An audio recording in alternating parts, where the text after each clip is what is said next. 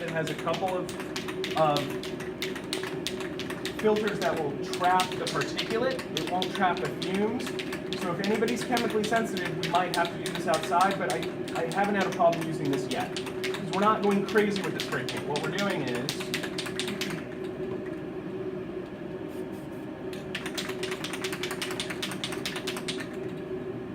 hold your breath.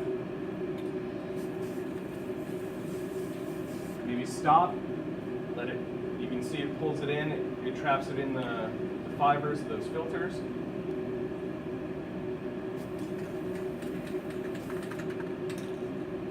All right.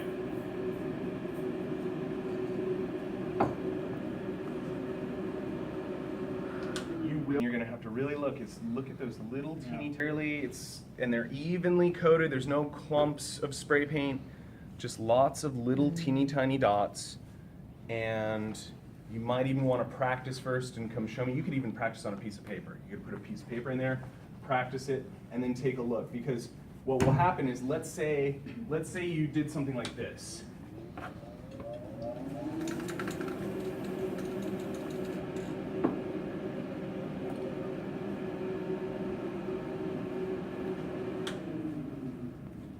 So notice there's a lot more dots here. So that means there's a lot less metal to bite. This will look like a glowing white sort of orb, which could be kind of cool if you were doing a moon or something, or some sort of night scene.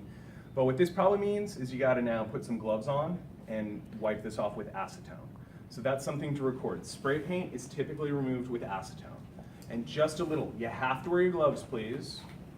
And then wipe the plate off with acetone. The good news is acetone is a very low oil solvent. So you then don't need to soap and water and alcohol this. You could just wipe it with acetone and then spray it again.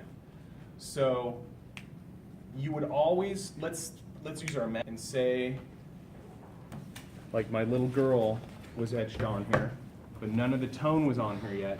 I would etch my line work first, maybe even pull a proof on the press to see what it looks like, and then I would add the aqua tint before any stopping out or any masking of anything, because it's basically what I mean is anything I know I want white, and I'll explain this in a moment with an illustration, you would actually mask it first. You would paint a little bit of either hard ground or stop out varnish, which we haven't talked about yet, to actually seal the plate to protect it from the acid.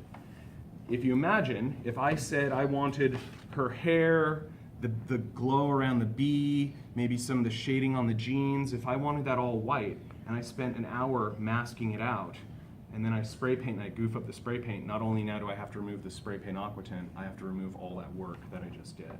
So I would always spray it first and then mask it, okay? And that might be a little confusing. You might have to try it out and be like, okay, I heard what he said, it's on the checklist, I still don't get it, I'll help you individually.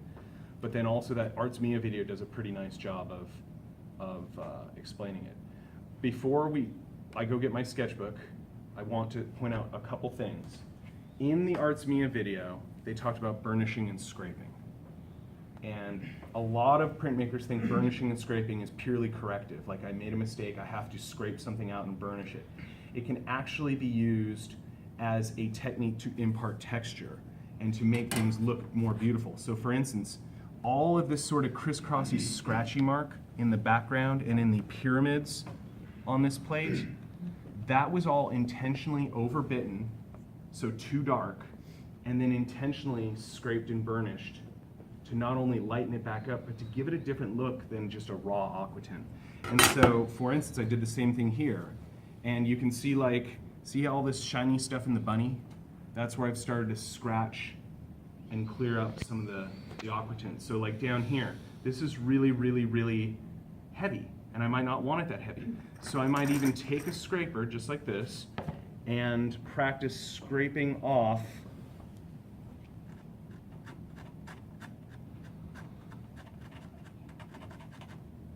and you'd be amazed at how just very little pressure it takes. But you can see I'm starting to scrape off essentially what's sand. It's like sand, but it's part of the zinc. And I'm smoothing out this area of sandpaper texture so it'll hold less ink, and it'll therefore appear lighter.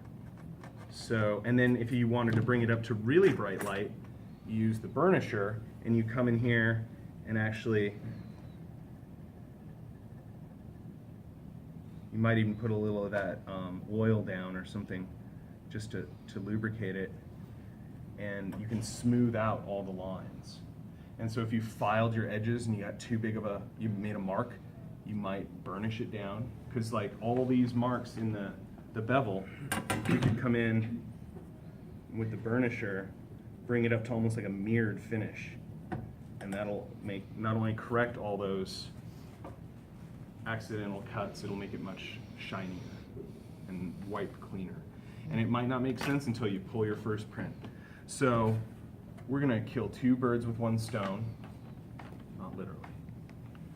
We're gonna walk towards where I forgot my sketchbook to show you, but we're gonna go by the acid, almost like I planned this. So let's go this way. It really is it's Edinburgh etch, like from Edinburgh, Scotland, that's what it's named after. Under the press, Wendy, there, under the left press, there's a, yep, and I've got some solvent gloves there.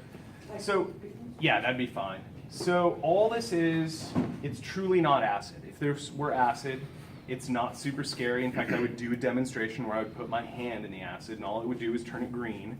It would hurt a little if I had any paper cuts. But typically the acid is so watered down that it doesn't really hurt your skin. That said, it's a bad idea to touch acid, and this isn't acid, because if we were using acid, it would give off a gas.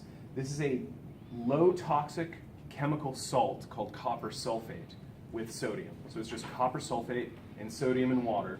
And what it does is it basically takes the zinc and converts the white metal into copper. And so as long as you don't drink it, it's totally safe. It's even safe to use with children, with a little caveat that don't let them drink it. So this is an older bath, but it's still pretty strong. And this is a newer bath. And so I would say today, try them both, but for Aquatint, let's use the left bath until we can spike this and make sure that this is where we want it. But this is a brand new kind of hot bath.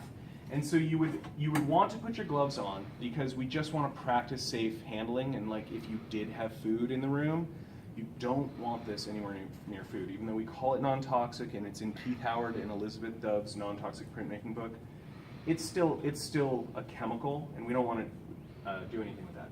So the first thing I would do if I was getting ready to etch is I would actually turn the water on.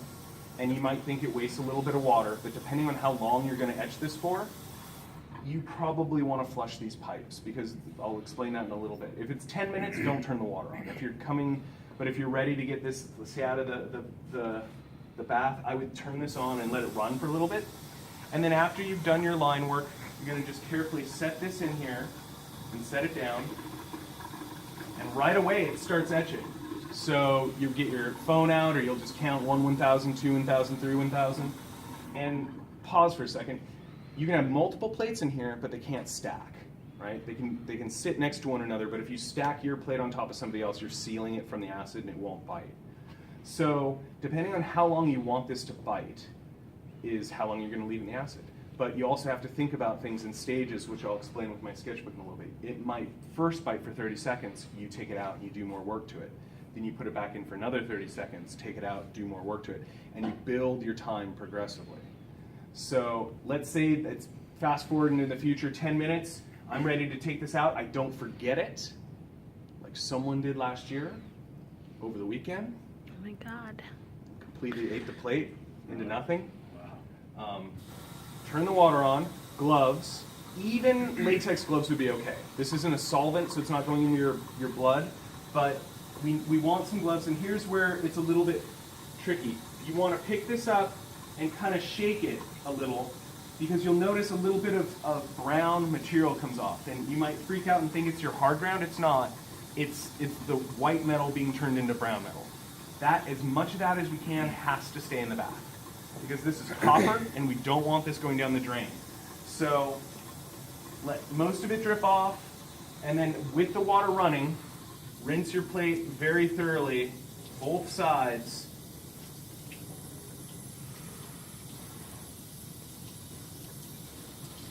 And if you happen to see any of that little sort of brown sludge land in the sink, take the extra time just to make sure you wipe that out, and then throw that in the garbage. because it's just a little tiny bit, and that's fine.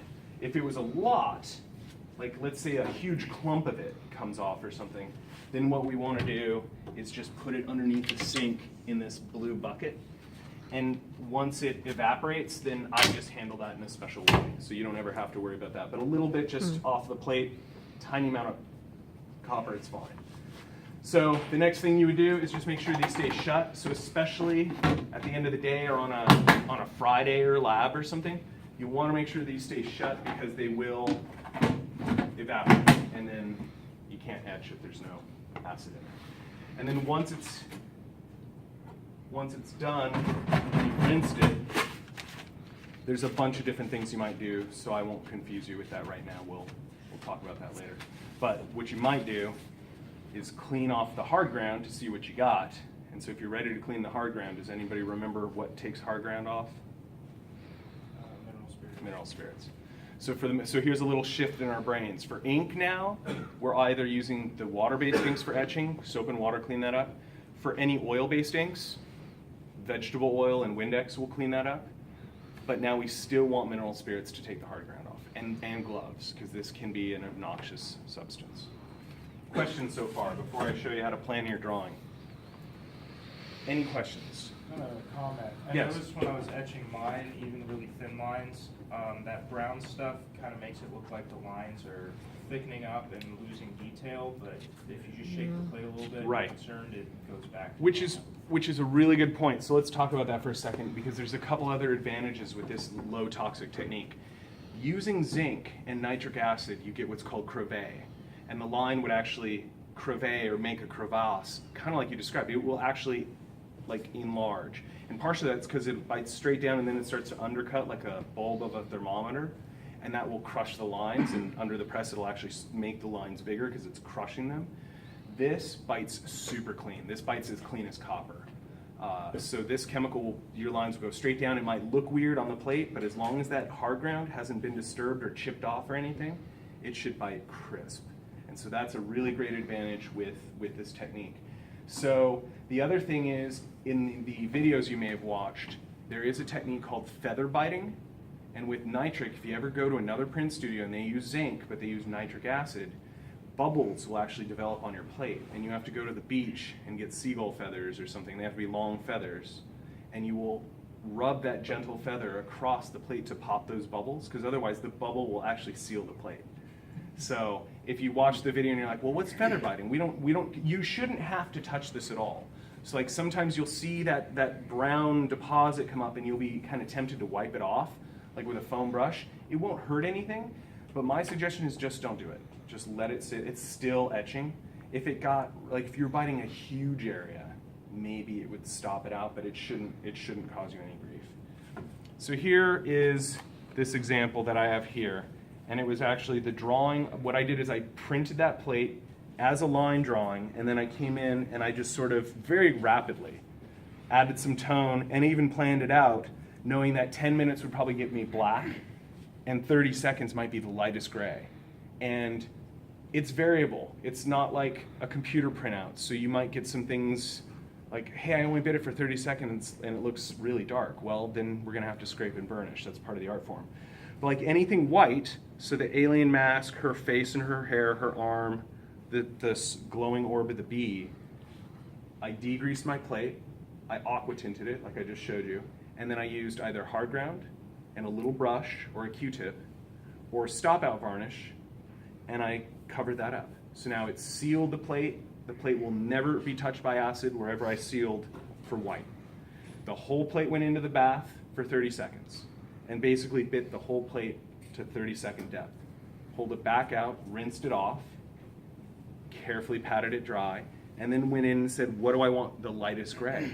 And then I masked that out. So like one, maybe the upper part of this area here, and covered that up with more stop out so that that will stay at 30-second depth. Put it back in the acid for another 30 seconds. Now it's a minute, right? Because we've added 30 and 30. Everything that's 30 seconds we've covered up and sealed. Everything that's 0 seconds we've covered up and sealed. And so now I've gone and progressively dark. And so you have to kind of do that knowing that probably 10 minutes max. If it goes a little over, that's fine, but you can't actually bite your plates too deeply. So you have to kind of plan your drawing. So even a quick sketch after you pull your black and white print and you just see what your line work is, maybe even almost paint by number. So I have 8, 10, meaning 10 minutes, 8 minutes, 5 minutes, 30 seconds, and you can plan that out, knowing that a little bit of flexibility on your part is needed to either scrape, burnish, or, as I did on my plate, I went in then with actual dry techniques. I said I needed more shadow under her, so I just scratched in with a line. I didn't hard ground my plate. So, what questions do you have? What's the difference between stop out and hard ground? Stop out is, and I was going to talk to you more